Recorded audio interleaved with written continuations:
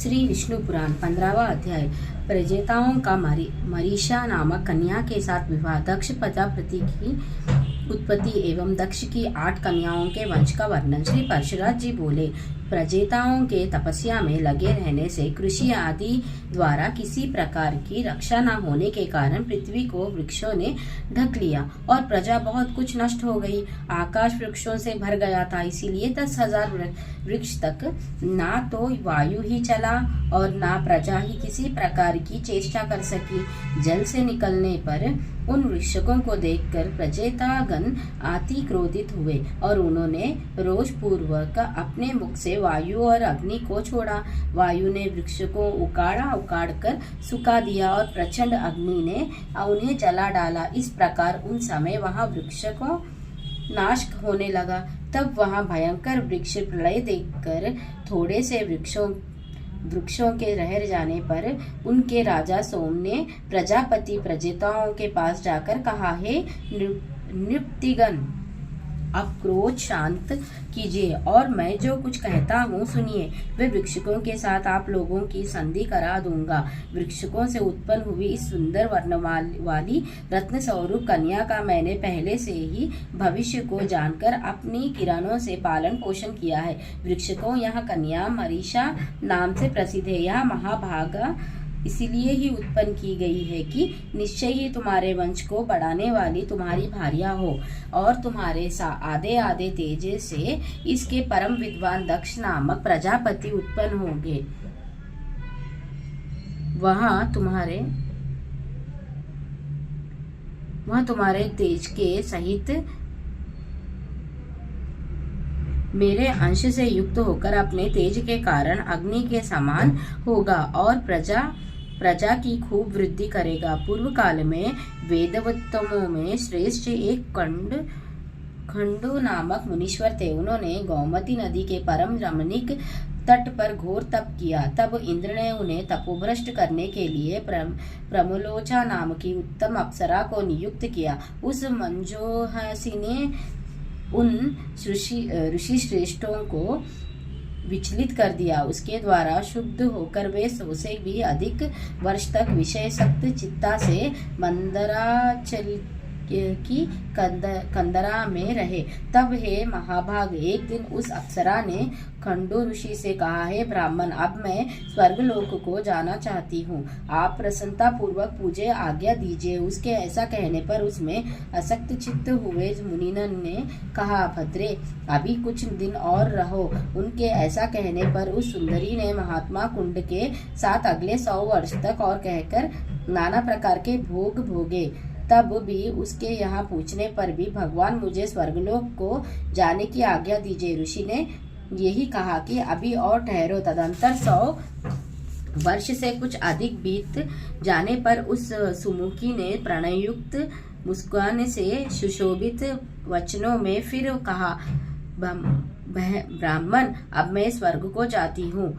यह सुनकर मुनि ने उस विशालाक्षी को आलिंगन कर कहा, आई शुभ्र, अब तू बहुत दिनों के लिए चली जाएगी, इसीलिए क्षण भर तू और ठहर। तब भी वह श्रुशोनी सुंदर कमर वाली और ऋषि के साथ क्रीड़ा करती हुई 200 वर्ष से कुछ कम और रही। हे महाभाग, इस प्रकार जब वह सुंदरी देवलोक को जाने के लिए कहती, तभी खंडू ऋषि उससे यही कहते कि अभी ठहर जा। मुनि के इस प्रकार कहने पर प्रणय भंग की पीड़ा को जानने वाली उस दक्षिणा ने अपने दक्षिणावश तथा मुनि के शाप से भयभीत होकर उन्हें न छोड़ा तथा उन महर्षि महादय की भी कामसक्ता चित्ता से उसके साथ अहर्निशा रमन करते करते उसमें नित्य नूतन प्रेम बढ़ता गया। एक दिन वह मुनिवर बड़ी शीघ्रता से अपनी कुटिर निकले। उनके निकलते समय वह सुंदरी बोली, आप कहाँ जाते हैं? उसके इस प्रकार पूछने पर मुनि ने कहा, हे शुभे,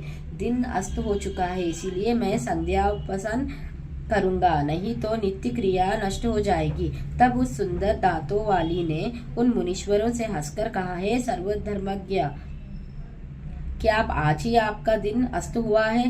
हे विप्र, अनेकों वर्ष के पश्चात आज आपका दिन अस्त हुआ है, इससे कहिए किसको आश्चर्य ना होगा। मुनि बोले, भद्रे, नदी के इस सुंदर तट पर तुम आज सवेरे ही तो आई हो। मुझे भली प्रकार स्मरण है, मैंने आज ही तुमको अपने आश्रम में प्रवेश करते देखा था।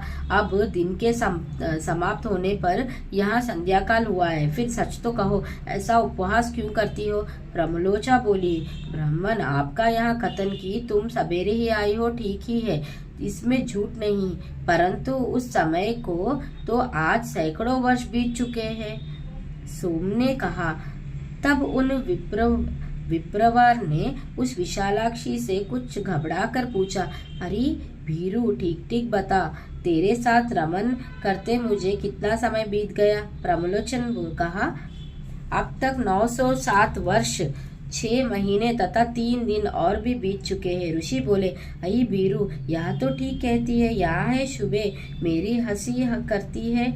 मुझे तो ऐसा ही प्रतीत होता है कि मैं इस स्थान पर तेरे साथ केवल एक ही दिन रहा हूँ। प्रमलोचा बोली, हे ब्राह्मण, आपके निकट मैं झूठ कैसे बोल सकती हूँ? और फिर विशेषताएं उस समय जब भी आज आप अपने धर्म मार्ग का अनुसरण करने में तत्पर होकर मुझसे पूछ रहे हैं। सोम ने कहा, हे राजकुमार, उसके ये सत्य वचन सुनकर मुनि ने मुझे धिक्कार है, ऐसा कहकर स्वयं ही आपने को बहुत कुछ भला बुरा कहा। मुनि बोले, ओहो, मेरा तप नष्ट हो गया, जो ब्रह्मत्वों का धन था वहाँ लूट गया और विवेक बुद्धि मारी गई। अहो स्त्री को तू किसी ने मोह उपजन के लिए ही रचा है। मुझे अपने मन को जीतकर चाहो उम्रियों से अतीत परब्रह्म को जानना चाहिए। जिसने मेरी इस प्रकार की बुद्धि को नष्ट कर दिया, उस कामरूपी महाग्रह को धिक्कार है। नरकग्राम के मार्ग रूपी से स्त्री के संग से वेद वैद्य भगवान की प्राप्ति के कारण रूप मेरे समस्त व्रत नष्ट हो गए। इस प्रकार उन धर्मज्ञ मुनिवर ने अपने आप ही अपनी निंदा करते हुए वहां बैठी हुई उस अप्सरा से कहा, अरे पापिनी, अब तेरी जहाँ इच्छा हो चली जा। तूने अपनी भावभंगी से मुझे मोहित करके इंद्र का जो कार्य था वहाँ पूरा कर लिया। मैं अपने क्रोध से प्रज्वलित हुए अग्निद्वार तुझे भस्म नहीं करता हूँ, क्योंकि सज्जनों की मित्रता साथ पग साथ रहने से हो जाती है और मैं तो तेरे साथ निवास कर चुका हूँ, अथवा इसमें तेरा दोष भी क्या है जो मैं तुझ पर क्रोध करूँ? दोष तो सारा मेरा ही है, क्योंकि मैं बड़ा ही अजितेंद्रिय हूँ। तू महामोहक, पिटारी और अत्यंत निंदनीय है। हाय, तूने इंद्र के स्वार्थ के लिए मेरी तपस्या नष्ट कर दी, तुझे धिक्कार है। सोम ने कहा, वे ब्रह्माश्री उस सुंदरी से जब तक ऐसा कहते रहे तब तक वहां भय के कारण पसीने में सरोबोर होकर अत्यंत कांपती रही। इस प्रकार जिसका समस्त शरीर पसीने में डूब हुआ था और जो भय से थरथर कांप रही थी, उस प्रमोलोचा से मुनिश्रेष्ठ कुंड ने क्रोध पूर्वक कहा, अरे तू चली जा, चली जा। तब बारंबार फटकारे जाने पर वह उस आश्रम से निकली और आकाश मार्ग से जाते हुए उसने अपना पसीना वृक्ष के पत्तों से पोंछा। वह भाला वृक्ष नवीन लाल लाल पत्तों से अपने पसीने से थर शरीर को पोंछती हुई एक वृक्ष से दूसरे वृक्ष पर चलती गई। उस समय ऋषि ने उसके शरीर में जो गर्भ स्थापित किया था वह भी रोमांच से निकला हुआ पसीने के रूप में उसके शरीर से बाहर निकल आया। उस गर्भ को वृक्षों ने ग्रहण कर लिया, उसे वायु ने एकत्रित कर दिया और मैं अपनी किरणों से उसे पोषित करने लगा।